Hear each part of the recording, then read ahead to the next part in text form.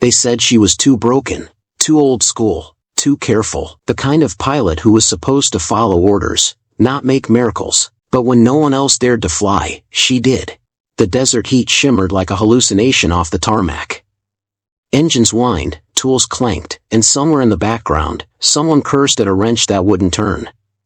It was just another day at Forward Operating Base Shepherd, dust, sweat, and the hum of war waiting for its cue.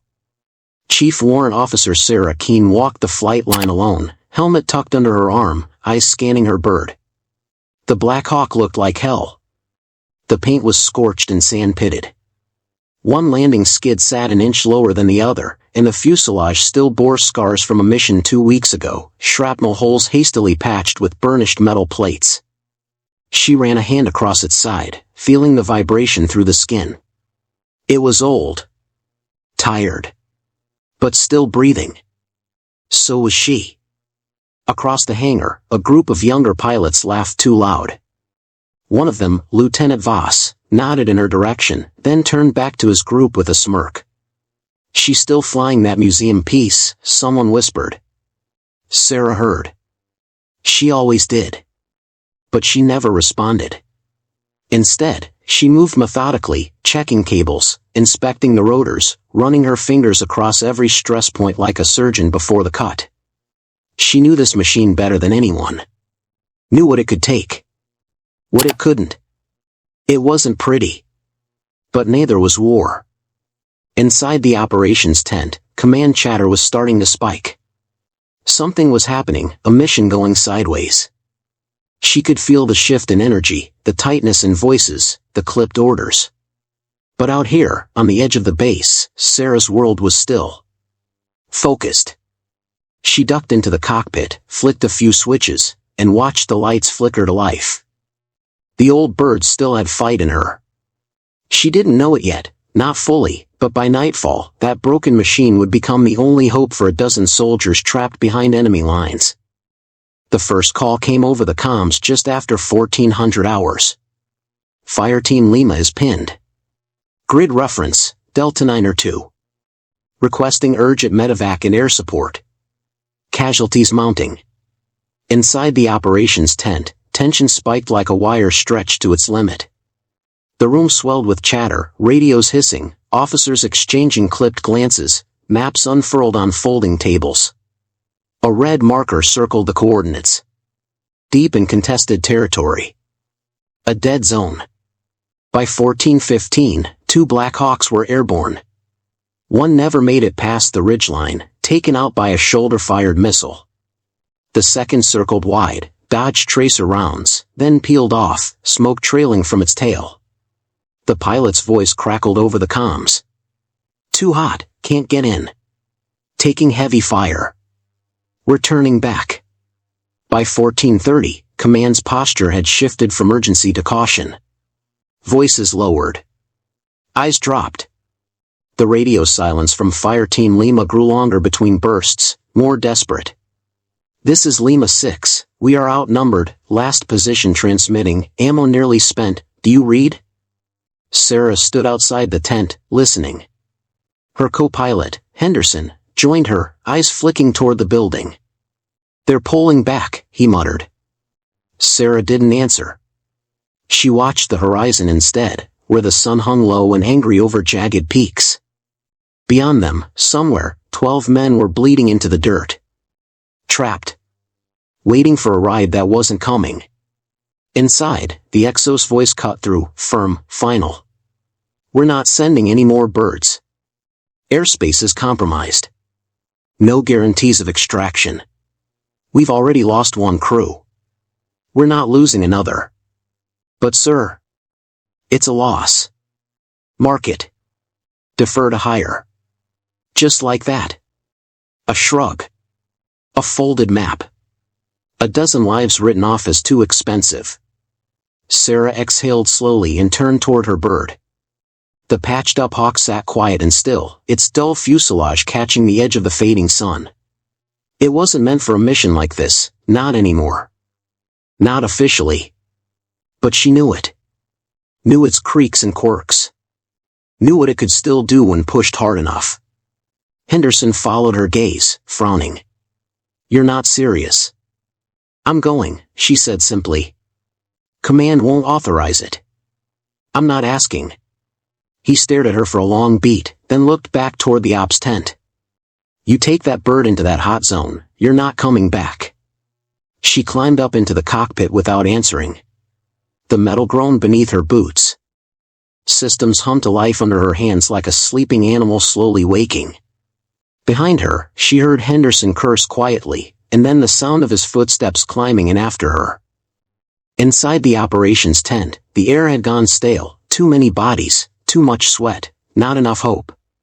The map was still pinned to the wall, Fire Team Lima's last known position circled in red like a wound. The officers weren't even looking at it anymore. Sarah stepped inside, helmet under her arm, expression calm but unblinking. "I'll take the mission," she said. Heads turned. Lieutenant Voss raised an eyebrow. "What mission?" "The one you just buried." Colonel Mathers stood from behind the table. His salt and pepper uniform was crisp, even in the heat, and his eyes were cold. "You're out of your depth, Keen." "No, sir. I'm not." Mathers stepped toward her, lowering his voice. "You're flying a stitched-up relic held together with tape and stubbornness. You don't have the clearance, the backup, or the fuel to pull this off. And we've already lost good people today." Sarah's voice didn't waver. "And we'll lose more if someone doesn't go." "You've got guts, I'll give you that," Mathers said. "But this isn't guts. It's suicide." Around the room, no one met her eyes. Even the enlisted men, some who'd flown with her, stayed quiet. Henderson hovered near the entrance, his jaw tight. The silence was deafening. "I'm not asking for approval," Sarah said finally. "I'm informing you. I'm wheels up in 5 minutes." Mathers stepped in front of her path. "You walk out that door, you're done. I'll pull your flight status. You'll be grounded and discharged before sunrise." She looked him in the eye and said quietly, "If I make it back, sir, feel free." Then she walked. No one stopped her. No one offered backup. She could feel the weight of their doubt pressing between her shoulder blades as she exited. Henderson followed a few steps behind, torn between orders and instinct. The sun was sinking fast, casting long, blood-colored shadows across the flight line. The Black Hawk sat where she'd left it, its rotors stilled like folded wings. She moved quickly now, flicking switches, checking readouts, muttering to herself as she moved through the checklist. The aircraft moaned like it was waking from a bad dream. Henderson finally spoke. "You really think this bird can do it?" "She'll do what I ask her to," Sarah said. "She always has. She's barely airworthy." "So am I." He stared at her for a beat. "I could still report this." "You could." A pause. "But I won't." He exhaled hard and climbed in beside her. "I hope you know what you're doing." Sarah adjusted the comms, then said softly, "So do I." Behind them, the hangar stayed quiet. No ground crew came to help. No support team ran cables or waved them forward.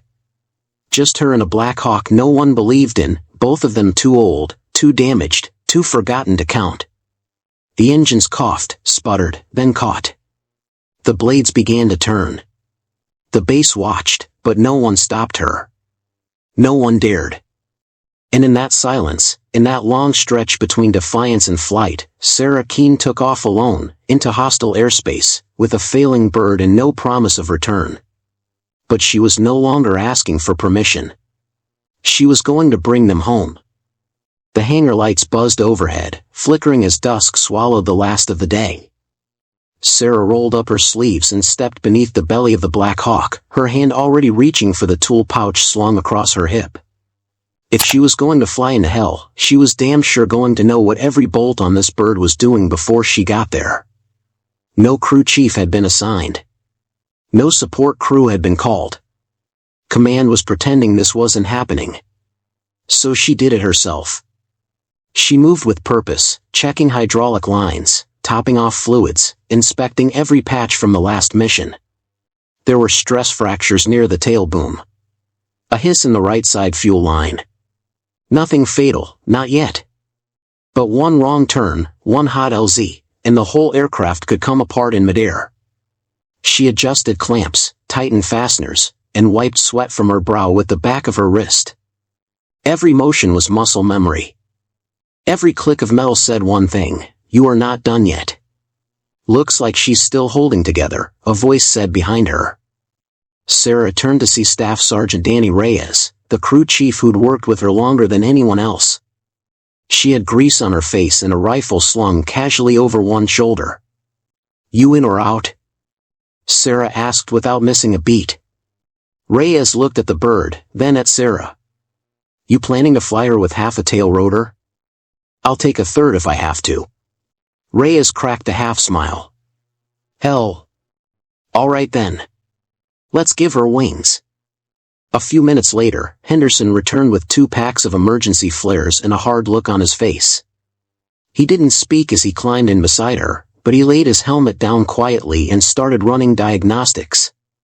Sarah knew what that meant. He was scared, maybe more than anyone, but he'd chosen to be afraid next to her, not behind someone else. Together, they loaded what they could: extra fuel bladders, 2 cases of 7.62 rounds, spare comm batteries, emergency med kits, water rations. Reyes bolted down everything tight while Sarah checked and rechecked the flight plan she wasn't allowed to file. She would be flying low and fast, below radar, through the valley cuts, threading a needle of black air and red fire. No escort. No overwatch. No backup. As they worked, the sky went from amber to ink. The base settled into a quiet that felt almost respectful, like even the dust knew something was about to break. She stood beneath the nose of the bird, staring at it for a long second. The old Black Hawk looked like it belonged in a scrapyard: patched up panels, peeling paint, a dent from a past mission that no one had bothered to fix. It wasn't pretty. But it was hers. Reyes leaned out of the cabin door. We good? Sarah climbed up, settling into the pilot's seat. The controls felt stiff but familiar, like an old wound that still ached when it rained. We're good, she said. The rotors started turning. Slowly at first, then faster, until the air above the tarmac screamed. No one came to stop them. A few soldiers stood along the edge of the flight line, watching in silence. No one cheered. No one saluted. But they were there, eyes wide, breath held. Sarah said nothing as she eased the stick forward and lifted the bird into the air. There was no radio clearance. No green light from command. But in that moment, with the darkness rushing up around her and the wind screaming past the hull, she didn't need permission. She had a mission. She had a crew. She had one shot. And she was already airborne. The desert was a black sea of ridgelines and shadows, the only light coming from bursts of distant artillery. The Black Hawk tore through a canyon at 90 knots, its rotors whipping dust into the sky like angry wings. Sarah kept low, below radar, below sight lines, threading her bird between rock walls so narrow the tips of the rotors came within arm's reach of stone. Alarms screamed from the console. Henderson was calling out bearings and Reyes braced in the back, gripping the mounted gun, eyes scanning the ridge above for movement. There was plenty. Enemy fire laced the sky ahead. Tracers sliced across their flight path, red and white streaks blinking like sirens in the dark. Hold her steady. Henderson barked. I am holding her, Sarah snapped. She's just pissed. A surface-to-air missile arced out from a ridge. Missile. 3 o'clock. Sarah rolled hard left, nearly inverted the bird, diving into the canyon wall so sharply the skid clipped a rock outcrop, jarring the cabin. The missile streaked behind them and exploded harmlessly in the distance. They popped up over the final ridge and into hell. The LZ was a smoking crater. Flames licked at blackened brush. A wrecked MRAP smoldered on its side. Gunfire crackled like static from all directions. In the chaos, Sarah spotted them, Fire Team Lima, dug into a shallow depression with makeshift cover, burning crates, the side of a flipped Humvee, in desperation. She hovered just above the clearing, bullets pinging off the fuselage. "Get the ramp down," she shouted. Reyes dropped the tailgate and returned fire with the minigun, suppressing as best she could. Henderson jumped out to help drag Wounded in. Sarah stayed on the stick, hands steady, feet on the pedals, keeping the bird level and ground effect despite the shuddering impacts. A young soldier limped toward them with blood streaming down his face. He half stumbled, half fell aboard. Two more crawled in after him, one holding pressure on the other's gut. "Move! Move!" Reyes shouted, waving them in like a traffic marshal at the gates of hell. From behind a smoke plume, a final cluster of soldiers emerged, 4 of them, carrying stretchers. Cover fire erupted as they ran. A sniper's shot cracked and hit one of the stretchers, flipping it. The soldier on it rolled off, screaming. And behind them came Sergeant Voss. Bloodied, limping, rifle still in hand. He locked eyes with Sarah as he approached the ramp. "Keen," he said, blinking in disbelief. You actually came?" Sarah didn't blink. "Less talking. More lifting." Voss gave a dry laugh and hoisted the downed soldier back onto the stretcher. The final group made it onto the ramp, bullets tearing up the dirt behind them. Reyes hit the rear switch. The ramp closed. Henderson slammed the side door shut. Sarah pulled the stick and kicked the pedals. The Hawk screamed as it climbed, straining under the weight of 12 lives and one giant middle finger to the odds. More gunfire. A graze across the tail. A shudder. The engine temperature spiked. But they were up. They were flying. Inside the cabin, the Wounded cried, bled, and held on. Henderson started triage with Reyes, working quickly, calmly. Voss leaned against the wall, chest heaving, looking at Sarah like she was a ghost. "She's flying this crate," he muttered. "She is this crate," Reyes said. "Now shut up and hold pressure." Outside, the gunfire faded. The mountains rolled past beneath them. The comms stayed quiet. No reinforcements. No command. No thanks. Just the dark. And the thrum of rotors carrying ghosts home. Sarah adjusted the heading. Her hands were steady. Her jaw was clenched. But inside, something had shifted. She wasn't just surviving the mission anymore. She was winning it. The Black Hawk clawed into the night sky like a wounded animal, heavy with bodies and fire in its belly. The LZ fell away behind them in a blaze of smoke and gunfire, but the danger wasn't done. Not even close. A sharp jolt rocked the bird. Then another, a hollow clank clank clank from somewhere aft. Tail rotors hit. Reyes shouted over the intercom. An alarm shrieked across the cockpit, angry and insistent. Sarah checked the instruments, torque spikes, yaw drift, and a rising temp gauge flashing engine to fail. She felt it in her feet, the tremble in the airframe, the way the tail started to wag, subtle but deadly. Stabilizers losing control. Henderson yelled, his hands flying across the board. "We're spiraling if we push this." Sarah wrestled the stick, counteracting the yaw manually. Her breath was shallow now, focus razor sharp. "Base, this is Keen. Black Hawk 0 to 9 inbound with survivors. Tail rotor compromised. Request emergency landing protocol." Static. Then.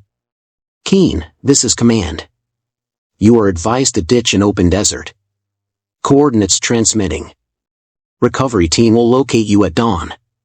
"Negative," Sarah growled. "We have Wounded aboard. They won't make it through the night. It's not safe. You're flying a crippled airframe with no escort. It's a black zone. Repeat, ditch now." She glanced at Henderson. Sweat ran down his temple. His hands hovered over the throttle. Frozen. "They're right," he said. "We try to fly this thing across enemy territory in this state, we're not making it. We'll break apart in the air." Reyes's voice cut in from the back. "If we go down out here, half these guys won't survive the landing. The rest won't survive the weight. Sarah's eyes flicked to the rear monitor. Bloodied men packed tight in the hold. Some already unconscious. Some whispering prayers. All of them depending on her. And then command again, flat and clinical. Keen, acknowledge. Divert to coordinates and prepare for hard landing. This is not a request. It was the final betrayal. They hadn't believed in her when she left, and now that she was mid-rescue, they were ready to cut her loose again. Write her and her wounded off as a delayed footnote in some after-action report. Ignore that, she muttered. Henderson stared. What? I said we're not ditching. You can't just, Sarah, that's a direct order. We ditch, they die. She slammed the throttle forward. The engines whined. The Hawk protested. Reyes cursed over the comms. Guess we're going full crazy. I don't care what command says, Sarah snapped. If this bird has one more run in her, I'm flying it. You with me or not? Silence. Then Henderson swallowed hard, steadied himself, and began adjusting the fuel mix manually to compensate for the damaged engine. I'm with you. Reyes gave a hoarse laugh. Knew you were gonna get me killed eventually. The Black Hawk dipped low again, skimming the valley. Sarah tightened her grip, her forearms aching from the tension. With every mile, the tail swung harder. Every gust sent the airframe veering off course. Sweat blurred her vision, but she held the line. She was running on instinct now. Grit. Maybe rage. But somewhere underneath the metal groans and screaming alarms, there was still life in the Hawk. It hadn't quit. Neither had she. And if she had to ride this bird into the teeth of every gun in that valley, broken tail, failing engine, and all, she would. Because they weren't leaving anyone behind. Not this time. The storm rolled in without warning. Thunderheads bloomed on the horizon like bruises in the sky, growing fast and angry. Visibility dropped to near zero. Rain hammered the Black Hawk's cracked canopy, each drop sounding like a bullet. The desert below vanished in a haze of wind and grit. There was no moonlight now, just lightning, stark and violent, illuminating the chaos for a split second at a time. Inside the cockpit, everything was failing. The tail rotor's vibration had become a violent tremor. Every few seconds, the whole fuselage lurched as if trying to shake itself apart. The number 2 engine sputtered. Then flamed out. Engine 2 offline. Henderson called. Reboot it. Sarah shouted back, voice raw. I've tried. It's dead. The comms crackled, then cut. No backup. No help. They were flying blind, and the bird was dying under them. In the cabin, Reyes was on her knees performing chest compressions on a soldier who'd lost too much blood. 1, 2, 3, breathe, damn it, don't you quit on me. No pulse. Just the rattle of loose bolts and wind screaming through a widening crack in the rear hull. Sarah's hands trembled on the stick. She hadn't eaten in nearly a day. Her body was numb from stress and cold. Her flight suit was soaked through. Her vision blurred at the edges, not from rain, but from exhaustion. This was the moment they warned pilots about. Not just equipment failure. Not just enemy fire. Collapse. Total. Systems failure. Physical failure. Emotional failure. And as the cabin filled with smoke and cold rain, the doubts crept in like old ghosts. You're not strong enough, Keen. Too reckless. Too emotional. She only got her wings because they needed to tick a box. Don't send her, she'll get them all killed. She heard them now, voices from years past. The instructors, the superiors, even some of her own team, long ago. She had fought her entire career for a sliver of credibility, and even when she bled for it, it was never enough. Never enough. She looked down at her hands on the controls, trembling, blistered. How many times had she white-knuckled her way through nights just like this, with nothing but instinct and defiance? How many times had she flown when no one believed she could? How many times had she come back anyway? But now, the instruments were failing. Her crew was breaking. A soldier had flatlined. And the route home, the one safe corridor through enemy territory, had just closed. Convoy spotted, Grid Sierra 6, Reyes said over the intercom, voice grim. Armored. Hostile. We can't go that way. Sarah scanned the map, half the screen dead, half flickering. That was it. The last passable route, now swarming with enemy movement. The rest was cliffs, storm, and gunfire.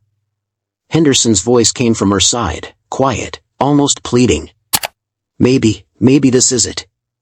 We go down now, find cover. It's not giving up, it's survival.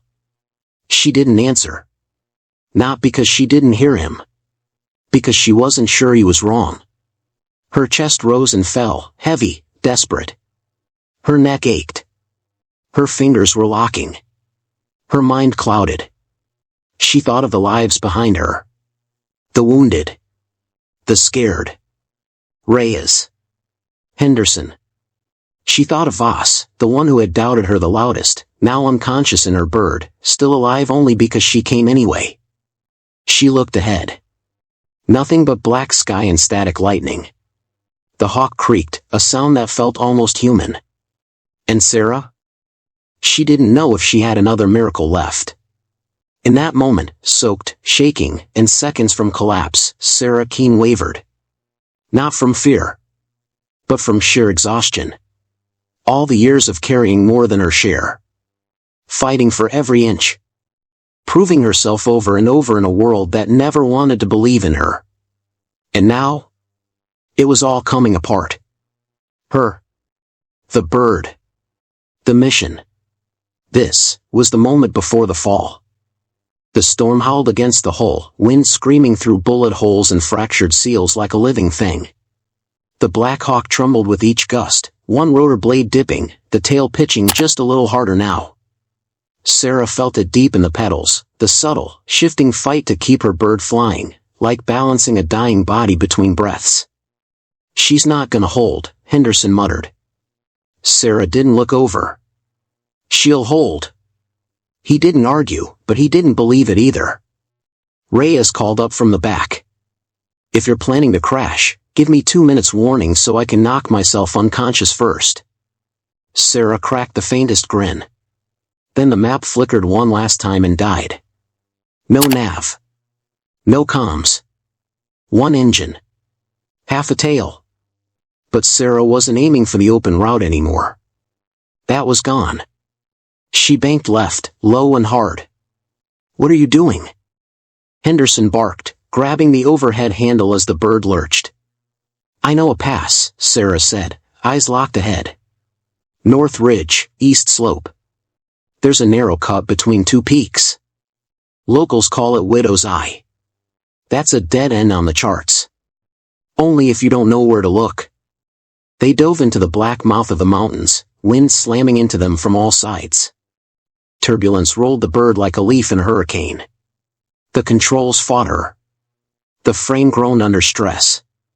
But Sarah adjusted, inch by inch.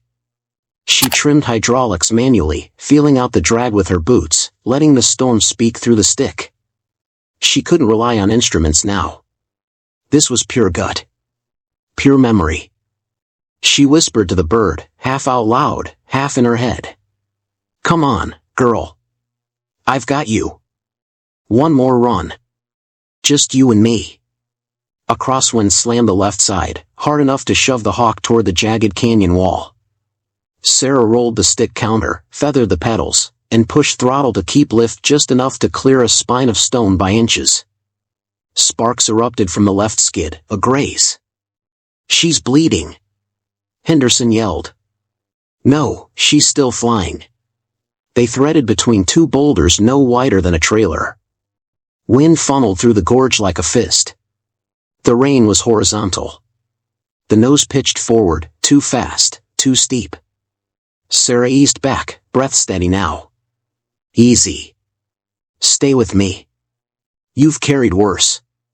I know you have. And the bird listened. Every rattle, every moan in the rotors felt like words between them.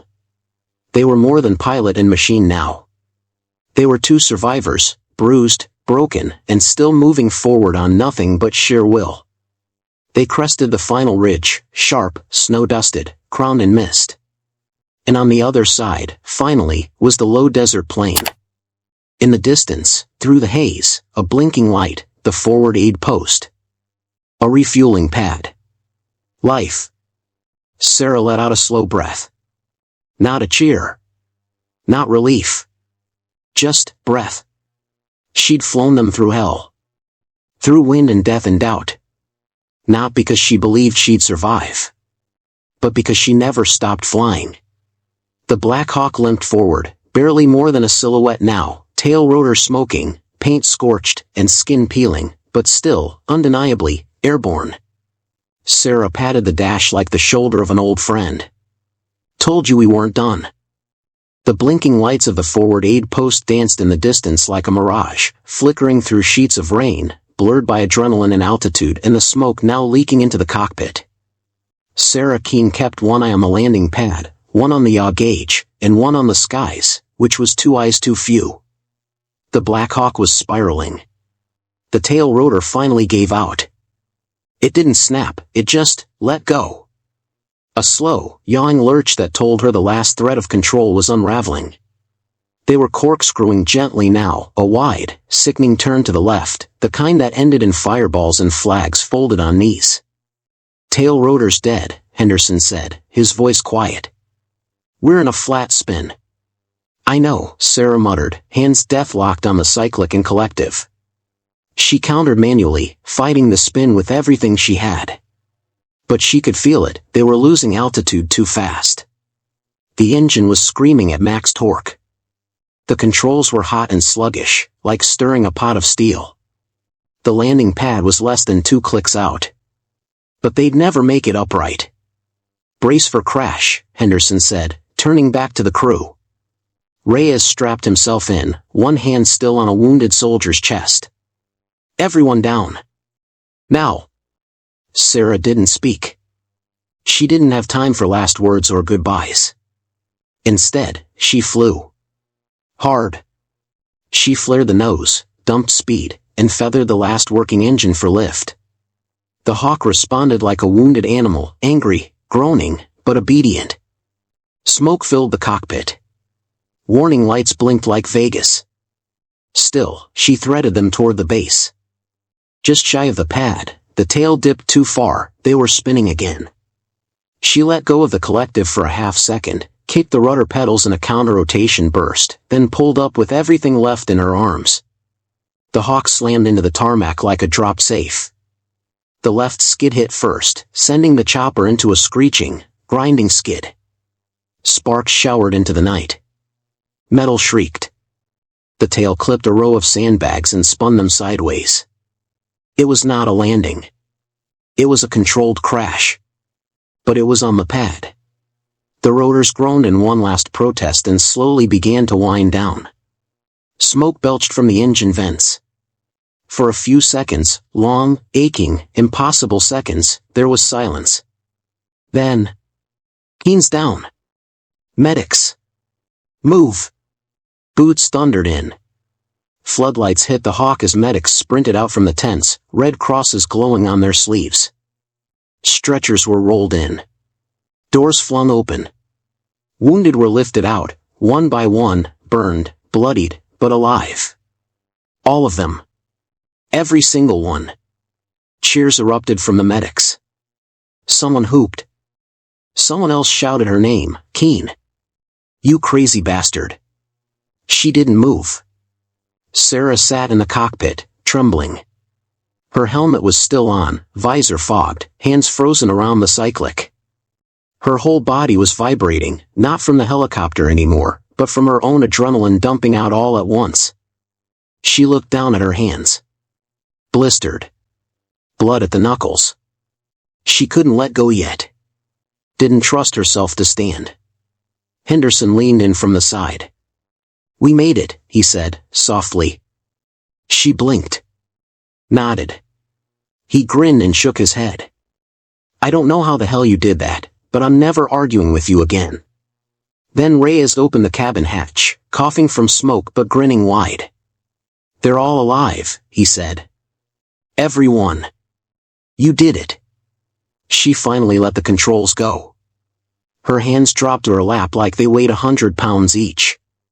The rotors spun down slowly, the final few turns clicking and groaning like the exhale of something ancient and finished. She pulled off her helmet. Her braid stuck to the back of her neck. Her face was streaked with oil and sweat and blood that wasn't hers. Across the landing zone, soldiers were cheering. Even some medics had paused their work to clap, to raise fists. One man, barely conscious on a stretcher, reached up and gave a shaky salute in her direction. That's her, someone said. That's Keen. A voice behind her, one of the base officers, spoke into a radio. Scratch that last report. Extraction complete. All accounted for. Mission successful. The word sounded unreal. Successful. Sarah looked out at the broken helicopter, smoke leaking from its hull, one skid snapped, tail shredded. It would never fly again. And yet, it had brought them all home. She stepped out of the cockpit slowly, legs weak. Henderson and Reyes flanked her just in case. Her boots touched the landing zone, and she staggered once, just once, before catching herself. The cheers swelled again. For the first time in her life, Sarah Keen wasn't invisible. She was undeniable. And for just a moment, she let herself believe it. The sun crested the jagged line of the eastern mountains, turning the stone-washed sky to gold. It was the first light Sarah Keen had seen in hours, maybe days, and it landed on her face like a benediction. Smoke still curled from the ruined Black Hawk behind her. Ground crews swarmed around it now, assessing the wreckage, whispering about how it even made it back. Mechanics shook their heads. Pilots stood in stunned silence. A few touched the fuselage like it was sacred. Her commanding officer approached slowly, hands on his hips, face drawn with awe and something like guilt. He stopped just short of her, opened his mouth, and couldn't find words. Sarah didn't need them. Around the pad, the doubters, the ones who once laughed, once second-guessed her every order, every mission, every hour logged, now stood in stillness. No one called her reckless. No one said she got lucky. They'd seen the landing. They'd counted the lives she brought home. She turned from them and walked back toward the hawk, the bird that should have never made it. The hull was blackened, tail half missing, the rotors sagging with finality. She rested one hand gently on the battered metal. Not in mourning, but in thanks. You did good, she whispered. Then she turned her back on the wreckage and walked forward, toward the light. Her body ached. Her eyes were heavy. But her steps were steady. No victory parade. No medals yet. Just the quiet knowledge that when no one believed, she flew anyway. When the odds broke, she bent them back. When the mission seemed lost, she made it matter again. She didn't need their permission. Just the sky. And her fire. If this story moved you, I'd love to hear your thoughts. Was there a moment that really stuck with you? Leave a comment below and let me know. And if you enjoyed the journey, don't forget to like and subscribe. It helps me to share more stories that matters. Thanks for watching, and we'll see you in the next one.